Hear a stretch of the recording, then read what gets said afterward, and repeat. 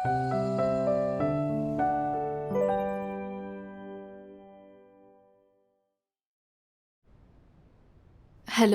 मेरा नाम शिंजी है। अंत के दिनों में देहधारी सर्वशक्तिमान परमेश्वर कार्य करने और सत्य व्यक्त करने प्रकट हुआ है। इंटरनेट पर इन चीजों ने पूरी दुनिया को हिला दिया है। लोग सर्वशक्तिमान परमेश्वर के प्रकटन और कार्य की जांच कर रहे हैं। परमेश्वर का देहधारी होकर सत्य व्यक्त करने आना परमेश्वर के वचनों के सामर्थ्य और सर्वशक्तिमत्ता को पूर्णतः दर्शाता है। सच्चे मार्ग की जांच पड़ताल से लोग ये समझ रहे हैं कि सर्वशक्तिमान परमेश्वर के वचनों में अधिकार और सामर्थ्य है।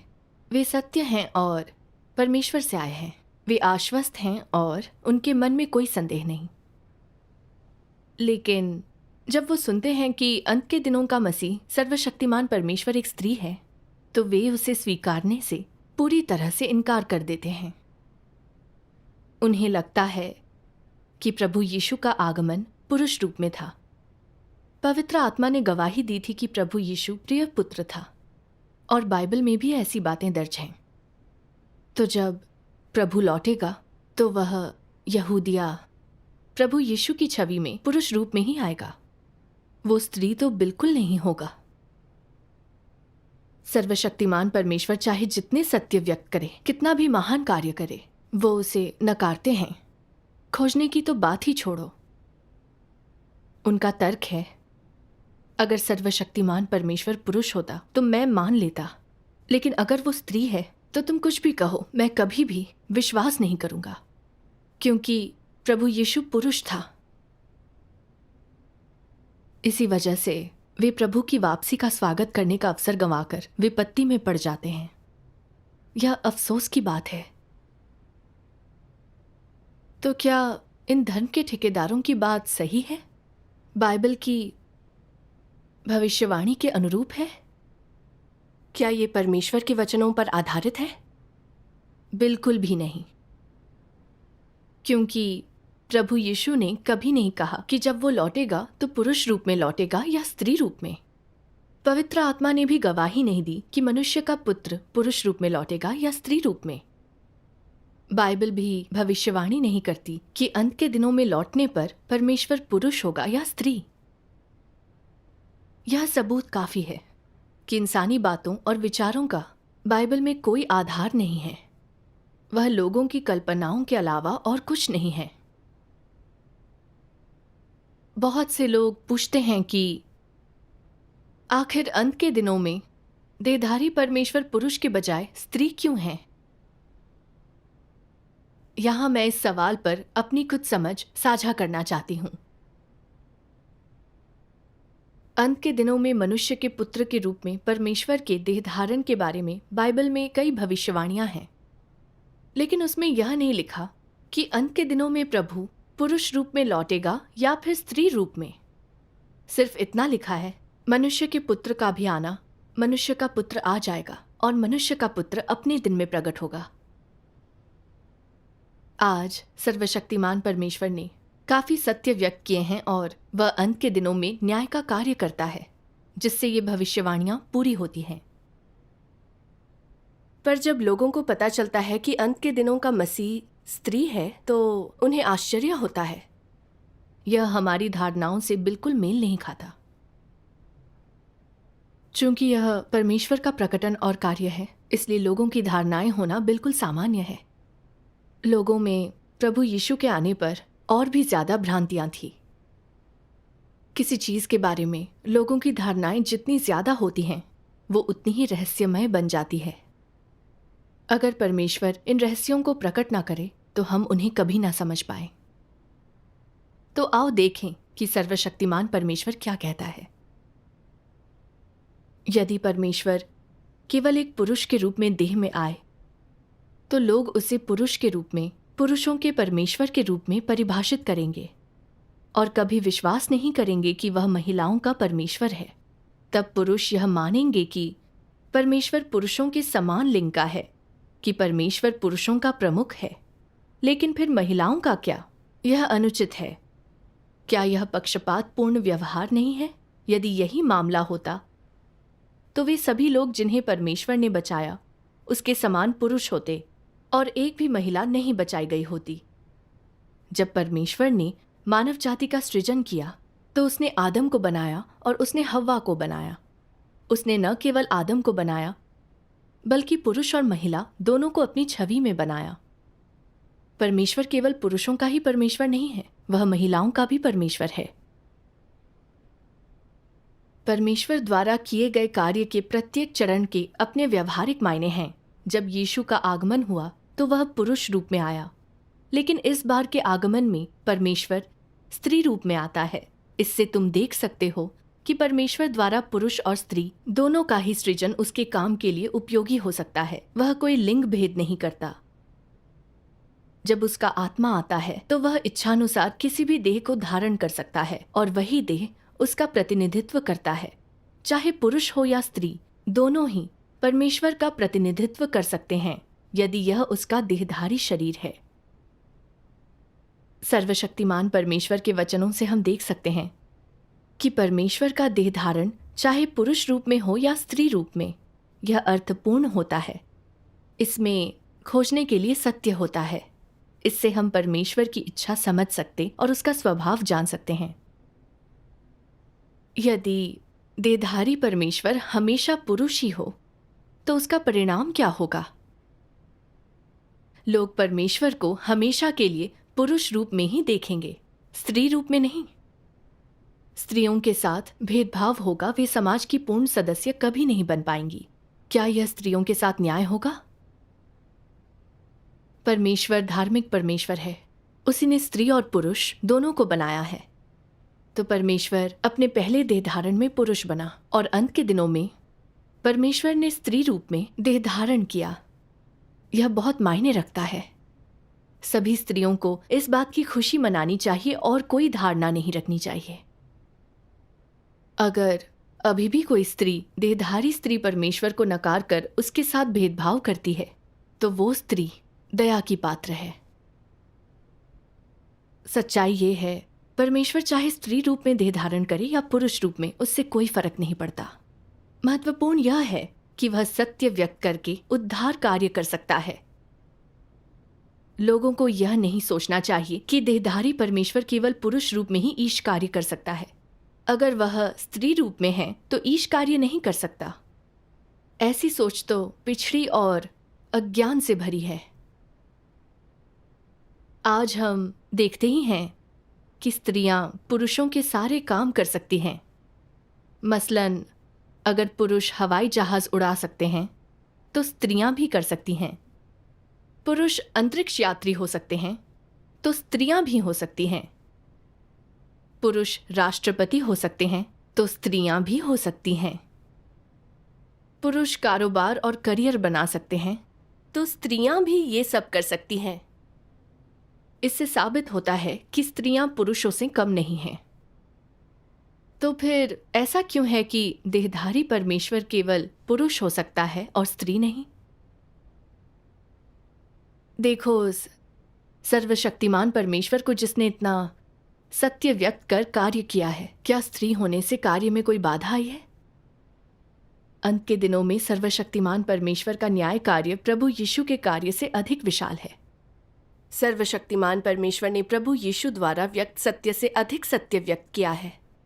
जब ये बातें जग जाहिर हैं तो लोग इन बातों को पहचान क्यों नहीं पाते? आज दुनिया भर में कितनी महिलाएं अत्याचार और भेदभाव का शिकार होती हैं। उन्हें पुरुषों के बराबर दर्जा दिया जाना चाहिए। उन्हें उद्धार और आज़ादी मिलनी चाहिए। हमारी महिला साथियों को कौन बचा सकता है? आज सर्वशक्तिमान परमेश्वर ने इस दुष्ट संसार और भ्रष्ट इंसान का न्याय करने के लिए सत्य व्यक्त किया है। बहुत सी महिलाओं ने देखा है कि देहधारी सर्वशक्तिमान परमेश्वर स्त्री है जो सत्य व्यक्त कर न्याय का कार्य करती है। इसलिए वो महिला होने पर गर्व महसूस करती हैं। वे सिर ऊंचा करके चलती हैं। उनमें मुक्ति की भावना आई है। वो सर्वशक्तिमान परमेश्वर की स्तुति करती हैं। परमेश्वर का स्त्री रूप में देह धारण करना धार्मिक स्वभाव का परिचायक है। केवल परमेश्वर ही इंसान से सच्चा प्रेम करता है। वही लोगों के साथ उचित व्यवहार कर सकता है। परमेश्वर अत्यंत प्रेम योग्य है। अब एक और बात पर विचार करते हैं। पुरुष प्रभु यीशु लोगों के पाप वहन कर सका और उसने सूली चढ़कर छुटकारे का काम किया। अगर प्रभु यीशु स्त्री रूप में आया होता तो क्या वह सूली पर चढ़कर छुटकारे का काम कर पाता? इसमें कोई शक नहीं कि वह ऐसा कर पाता। परमेश्वर के देह धारण का अर्थ है कि उसका आत्मा इंसानी चोला धारण करता है। फिर वो चोला चाहे स्त्री का हो या पुरुष का, फर्क नहीं पड़ता। वो स्वयं परमेश्वर है। वह सत्य व्यक्त करके कार्य करता है जो कि परमेश्वर के आत्मा के द्वारा किया जाता और नियंत्रित होता है। इसलिए देहधारी परमेश्वर का तन चाहे स्त्री का हो या पुरुष का, वह परमेश्वर की पहचान का प्रतिनिधित्व करने और उसका कार्य करने योग्य होता है और अंत में कार्य पूरा होगा और परमेश्वर महिमा प्राप्त करेगा, जैसा कि सर्वशक्तिमान परमेश्वर ने कहा है। यदि यीशु स्त्री के रूप में आ जाता, यानी अगर पवित्र आत्मा ने लड़के के बजाय लड़की के रूप में गर्भधारण किया होता, तब भी कार्य का वह चरण उसी तरह से पूरा किया गया होता। और यदि ऐसा होता तो कार्य का वर्तमान चरण पुरुष के द्वारा पूरा किया जाता और कार्य उसी तरह से पूरा किया जाता। प्रत्येक चरण में किए गए कार्य का अपना महत्व है। कार्य का कोई भी चरण दोहराया नहीं जाता है या एक दूसरे का विरोध नहीं करता है।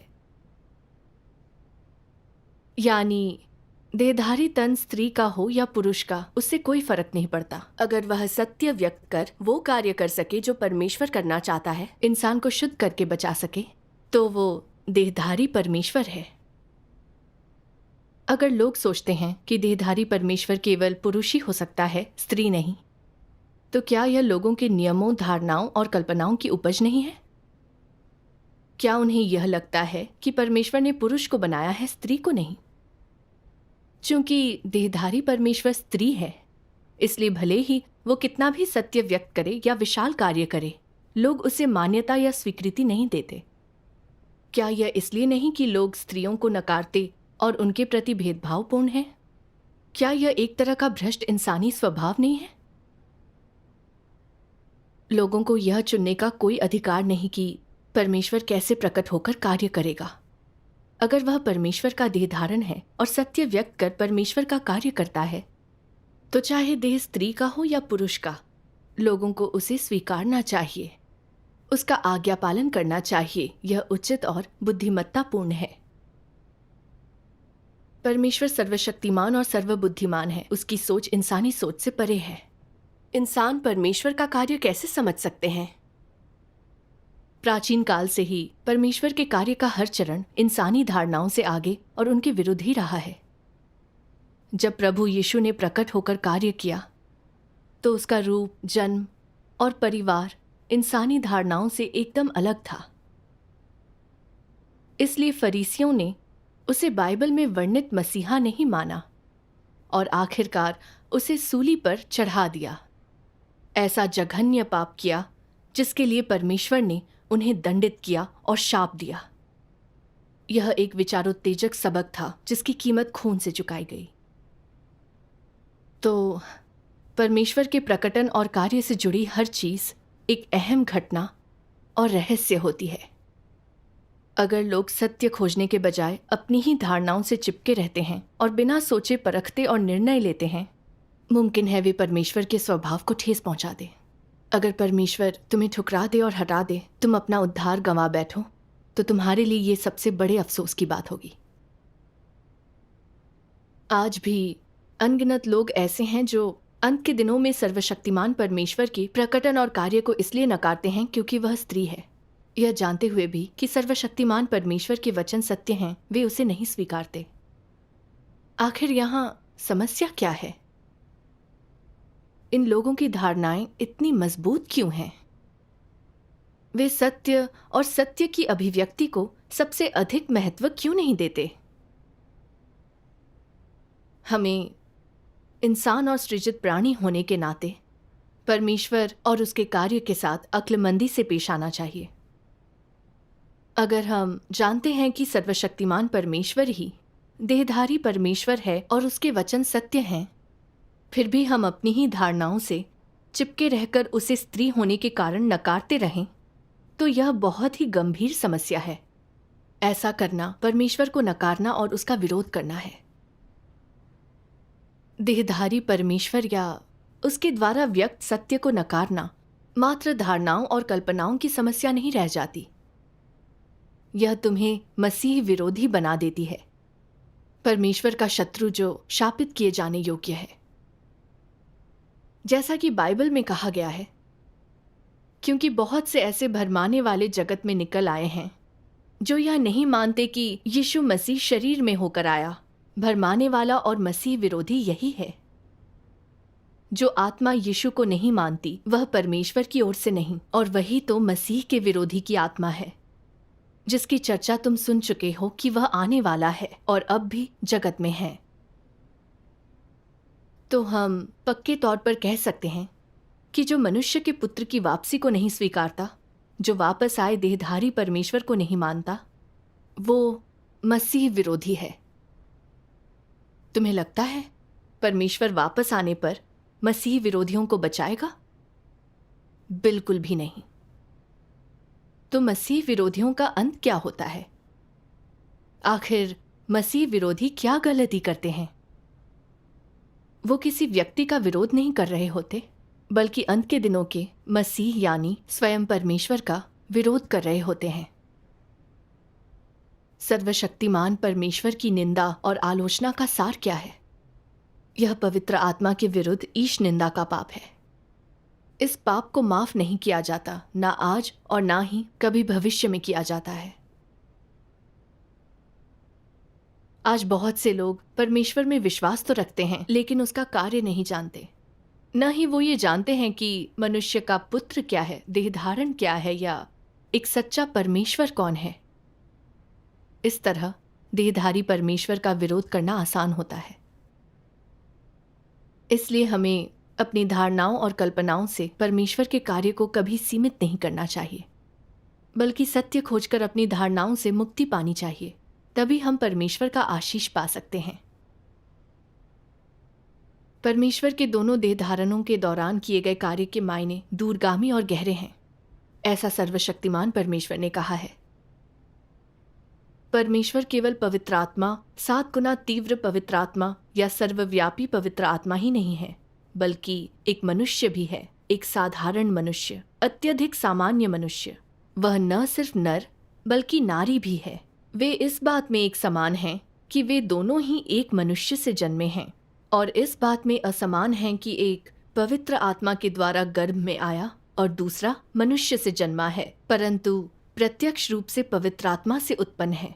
वे इस बात में एक समान हैं कि परमेश्वर द्वारा धारण किए गए दोनों शरीर परमपिता परमेश्वर का कार्य करते हैं, और इस बात में असमान हैं कि एक ने छुटकारे का कार्य किया जबकि दूसरा विजय का कार्य करता है। दोनों पिता परमेश्वर का प्रतिनिधित्व करते हैं, परंतु एक प्रेममय करुणा और दयालुता से भरा मुक्तिदाता है और दूसरा प्रचंड क्रोध और न्याय से भरा धार्मिकता का परमेश्वर है। एक सर्वोच्च सेनापति है जिसने छुटकारे का कार्य आरंभ किया, जबकि दूसरा धार्मिक परमेश्वर है जो विजय का कार्य संपन्न करता है। एक आरंभ है, दूसरा अंत है। एक निष्पाप शरीर है, दूसरा वह शरीर है जो छुटकारे को पूरा करता है, कार्य को आगे बढ़ाता है और कभी भी पापी नहीं है। दोनों एक ही पवित्र आत्मा हैं, परंतु वे भिन्न भिन्न देहों में वास करते हैं और भिन्न भिन्न स्थानों में पैदा हुए हैं, और उनके बीच कई हजार वर्षों का अंतर है। फिर भी उनका संपूर्ण कार्य एक दूसरे का पूरक है, कभी भी परस्पर विरोधी नहीं है और एक दूसरे के तुल्य है। दोनों ही लोग हैं, परंतु एक बालक शिशु था और दूसरी बालिका शिशु थी। हम सर्वशक्तिमान परमेश्वर के वचनों से देखते हैं कि जब परमेश्वर इंसान को बचाने के लिए देह धारण करके आता है, तो फर्क नहीं पड़ता कि वो पुरुष है या स्त्री, वो किस परिवार से आता है या फिर वो कैसा दिखता है। इनमें से कोई भी चीज अहम नहीं है। अहम बात यह है कि वह परमेश्वर का कार्य कर सकता है, परमेश्वर की इच्छा पूरी कर सकता है और उसे महिमा मंडित कर सकता है। 2000 साल पहले प्रभु यीशु का जन्म यहूदिया के एक बहुत ही साधारण परिवार में चरनी में हुआ था। इसे लेकर लोगों की धारणाएं थीं। उन्होंने प्रभु यीशु को नासरत के एक बढ़ई के पुत्र के नजरिए से देखा और उसी आधार पर उसके काम को पूरी तरह से नकार दिया। नतीजा ये हुआ कि परमेश्वर ने उन्हें श्राप दिया और वो उद्धार खो बैठे। अंत के दिनों में सर्वशक्तिमान परमेश्वर आया है। उसका जन्म एक साधारण परिवार में हुआ और वो रूप रंग से एशियाई है। देखने में वो एक साधारण व्यक्ति लगता है, फिर भी वह बहुत से सत्य व्यक्त करता है। अंत के दिनों में न्याय का कार्य करता है, लोगों को जीतता है और विजेताओं का समूह बनाता है। सर्वशक्तिमान परमेश्वर के कार्य ने पूरी दुनिया को हिला दिया है। शैतान द्वारा इंसान की भ्रष्टता को समाप्त कर एक नए युग की शुरुआत की है। लोगों को क्या हक है कि वे परमेश्वर के स्त्री रूप के बारे में अपनी धारणा बनाएं? ऐसे लोग बहुत अहंकारी और विवेक शून्य होते हैं। आज सर्वशक्तिमान परमेश्वर के राज्य का सुसमाचार दुनिया में प्रचारित है। परमेश्वर के कार्य के चरण विशाल, शक्तिशाली और अजेयी हैं। परमेश्वर के वचन सब कुछ संपन्न कर देंगे। यह परमेश्वर के धार्मिक स्वभाव, सर्वशक्तिमत्ता और बुद्धिमत्ता को प्रकट करता है। अंत में आओ सर्वशक्तिमान परमेश्वर के वचनों के कुछ और पाठ सुने। अंत के दिनों में परमेश्वर के सभी काम इस साधारण मनुष्य के द्वारा किए जाते हैं। वो तुम्हें सब कुछ प्रदान करेगा और वो तुमसे जुड़ी हर बात तय कर सकेगा। क्या ऐसा व्यक्ति वैसा हो सकता है जैसा तुम लोग सोचते हो? एक ऐसा व्यक्ति जो इतना अधिक साधारण है कि वो उल्लेख करने योग्य भी नहीं है।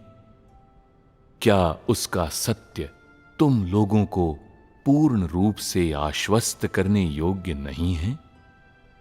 क्या उसके कार्य की गवाही तुम लोगों को पूर्ण रूप से आश्वस्त करने योग्य नहीं है?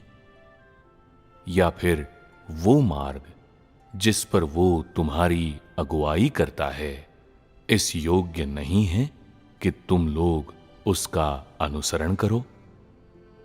सब कुछ कहने करने के बाद वो कौन सी बात है जिसके कारण तुम लोग उससे घृणा करते हो और उसे अपने आप से दूर रखते हो और उससे बचकर रहते हो? यही व्यक्ति सत्य की अभिव्यक्ति करता है। ये वही व्यक्ति है जो सत्य प्रदान करता है और ये वही व्यक्ति है जो तुम लोगों को अनुसरण करने का मार्ग प्रदान करता है। क्या अब भी तुम लोगों को इन सत्यों के भीतर परमेश्वर के कार्य के संकेत नहीं मिल पा रहे? यीशु के कार्य के बिना मानव जाति सूली से उतर नहीं सकती थी, परंतु बिना आज के देह धारण के वे लोग कभी परमेश्वर की सराहना नहीं पा सकते या नए युग में प्रवेश नहीं कर सकते जो सूली से उतर गए हैं। इस साधारण मनुष्य के आगमन के बिना तुम लोगों को कभी भी ये अवसर नहीं मिलता या तुम लोग कभी भी इस योग्य नहीं हो सकते थे कि परमेश्वर के सच्चे मुखमंडल का दर्शन कर सको, क्योंकि तुम लोग ऐसी वस्तु हो जिसे बहुत पहले ही नष्ट कर दिया जाना चाहिए था। परमेश्वर के द्वितीय देह धारण के आगमन के कारण परमेश्वर ने तुम लोगों को क्षमा कर दिया है और तुम लोगों पर दया दिखाई है। खैर, मैं अंत में इन वचनों के साथ तुम लोगों से विदा लेना चाहता हूं। ये साधारण मनुष्य जो देहधारी परमेश्वर है तुम लोगों के लिए बहुत महत्वपूर्ण है। यही वो सबसे बड़ा काम है जिसे परमेश्वर ने मनुष्यों के बीच पहले ही कर दिया है। जिस तथ्य तक तुम लोग आज पहुंचे हो, ये इसी देह के कारण है। क्योंकि परमेश्वर इस देह में जीता है, इसलिए तुम सबके पास जीवित रहने का मौका है। ये सभी उत्तम भाग्य जो तुम सब ने पाया है, वो इस साधारण मनुष्य के कारण है। न केवल इतना, बल्कि अंत में समस्त जातियां इस साधारण मनुष्य की उपासना करेंगी, साथ ही साथ उसे धन्यवाद देंगी और इस मामूली व्यक्ति की आज्ञा का पालन करेंगी, क्योंकि उसके द्वारा लाए गए सत्य, जीवन और मार्ग ने समस्त मानव जाति को बचाया है। परमेश्वर और मनुष्यों के बीच के संघर्ष को शांत किया है। परमेश्वर और मनुष्यों के बीच की दूरी कम की है और परमेश्वर और मनुष्यों के बीच के विचारों के संपर्क का रास्ता खोला है। इसी ने परमेश्वर को और अधिक महान महिमा प्रदान की है। क्या ऐसा साधारण व्यक्ति तुम्हारे विश्वास और श्रद्धा के योग्य नहीं है? क्या ये साधारण देह मसीह कहलाने के योग्य नहीं है? क्या ऐसा साधारण मनुष्य मनुष्यों के बीच परमेश्वर की अभिव्यक्ति नहीं हो सकता? क्या ऐसा व्यक्ति जिसने मानव जाति को आपदा से बचाया है, वो तुम लोगों के प्रेम और अवलंबन के योग्य नहीं हो सकता? यदि तुम लोग उसके मुख से निकले सत्य को नकारते हो और तुम लोग अपने बीच में उसके अस्तित्व का तिरस्कार करते हो, तो तुम लोगों का अंत में क्या होगा? राज्य के युग में परमेश्वर नए युग की शुरुआत करने, अपने कार्य के साधन बदलने और संपूर्ण युग के लिए काम करने के लिए अपने वचन का उपयोग करता है। वचन के युग में यही वो सिद्धांत है जिसके द्वारा परमेश्वर कार्य करता है। वो देहधारी हुआ ताकि विभिन्न दृष्टिकोण से बोल सके। मनुष्य वास्तव में परमेश्वर को देख सके। जो देह में प्रकट होने वाला वचन है, उसकी बुद्धि और चमत्कार को जान सके। इस तरह का कार्य मनुष्य को जीतने, उन्हें पूर्ण बनाने और खत्म करने के लक्ष्यों को बेहतर ढंग से हासिल करने के लिए किया जाता है। वचन के युग में वचन के उपयोग का यही वास्तविक अर्थ है। वचन के द्वारा परमेश्वर के कार्यों को, परमेश्वर के स्वभाव को, मनुष्य के सार और इस राज्य में प्रवेश करने के लिए मनुष्य को क्या करना चाहिए, ये जाना जा सकता है। वचन के युग में परमेश्वर जिन सभी कार्यों को करना चाहता है, वे वचन के द्वारा संपन्न होते हैं। वचन के द्वारा ही मनुष्य की असलियत का पता चलता है, उसे नष्ट किया जाता है और परखा जाता है। मनुष्य ने वचन देखा है, सुना है और वचन के अस्तित्व को जाना है। इसके परिणाम स्वरूप वो परमेश्वर के अस्तित्व पर विश्वास करता है। मनुष्य परमेश्वर के सर्वशक्तिमान होने और उसकी बुद्धि पर, साथ ही साथ मनुष्य के लिए परमेश्वर के हृदय के प्रेम और मनुष्य को बचाने की उसकी इच्छा पर विश्वास करता है। यद्यपि वचन शब्द सरल और साधारण है, देहधारी परमेश्वर के मुख से निकला वचन संपूर्ण ब्रह्मांड को झकझोरता है और उसका वचन मनुष्य के हृदय को रूपांतरित करता है। मनुष्य के सभी विचारों और पुराने स्वभाव और समस्त संसार के पुराने स्वरूप में परिवर्तन लाता है। युगों युगों से केवल आज के दिन का परमेश्वर ही इस प्रकार से कार्य करता है और केवल वही इस प्रकार से बोलता और मनुष्य का उद्धार करता है। इसके बाद मनुष्य वचन के मार्गदर्शन में, उसकी चरवाही में और उससे प्राप्त आपूर्ति में जीवन जीता है।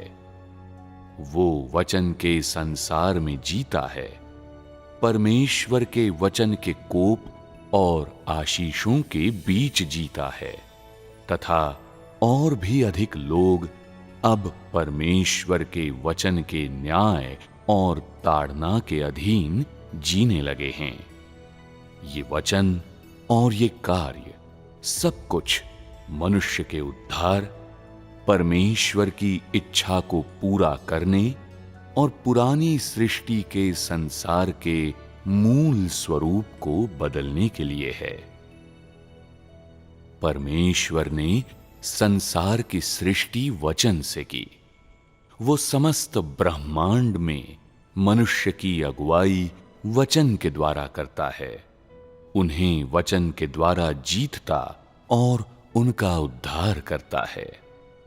अंत में वो इसी वचन के द्वारा समस्त प्राचीन जगत का अंत कर देगा, तभी उसके प्रबंधन की योजना पूरी होगी।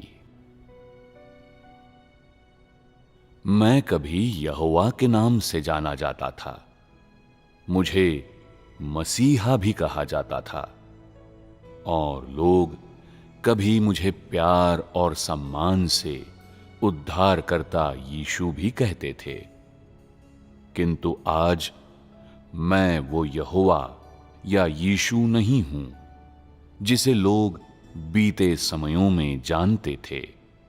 मैं वो परमेश्वर हूं जो अंत के दिनों में वापस आया है, वो परमेश्वर जो युग का समापन करेगा। मैं स्वयं परमेश्वर हूं जो अपने संपूर्ण स्वभाव से परिपूर्ण और अधिकार, आदर और महिमा से भरा पृथ्वी के छोरों से उदित होता है। लोग कभी मेरे साथ संलग्न नहीं हुए हैं, उन्होंने मुझे कभी जाना नहीं है और वे मेरे स्वभाव से हमेशा अनभिज्ञ रहे हैं। संसार की रचना के समय से लेकर आज तक एक भी मनुष्य ने मुझे नहीं देखा है। ये वही परमेश्वर है जो अंत के दिनों के दौरान मनुष्यों पर प्रकट होता है, किंतु मनुष्यों के बीच में छिपा हुआ है। वो सामर्थ्य से भरपूर और अधिकार से लबालब भरा हुआ, दहकते हुए सूर्य और धधकती हुई आग के समान सच्चे और वास्तविक रूप में मनुष्यों के बीच निवास करता है। ऐसा एक भी व्यक्ति या चीज नहीं है जिसका मेरे वचनों द्वारा न्याय नहीं किया जाएगा, और ऐसा एक भी व्यक्ति या चीज नहीं है जिसे जलती आग के माध्यम से शुद्ध नहीं किया जाएगा। अंततः मेरे वचनों के कारण सारे राष्ट्र धन्य हो जाएंगे और मेरे वचनों के कारण टुकड़े टुकड़े भी कर दिए जाएंगे। इस तरह अंत के दिनों के दौरान सभी लोग देखेंगे कि मैं ही वो उद्धार करता हूं जो वापस लौट आया है, और मैं ही वो सर्वशक्तिमान परमेश्वर हूं जो समस्त मानव जाति को जीतता है। और सभी देखेंगे कि मैं ही एक बार मनुष्य के लिए पाप बलि था, किंतु अंत के दिनों में मैं सूर्य की ज्वाला भी बन जाता हूं जो सभी चीजों को जला देती है। और साथ ही मैं धार्मिकता का सूर्य भी बन जाता हूं जो सभी चीजों को प्रकट कर देता है। अंत के दिनों में ये मेरा कार्य है। मैंने इस नाम को इसलिए अपनाया और मेरा ये स्वभाव इसलिए है ताकि सभी लोग देख सकें कि मैं एक धार्मिक परमेश्वर हूं, दहकता हुआ सूर्य हूं और धधकती हुई ज्वाला हूं, और ताकि सभी मेरी एक सच्चे परमेश्वर की आराधना कर सकें और ताकि वे मेरे असली चेहरे को देख सकें।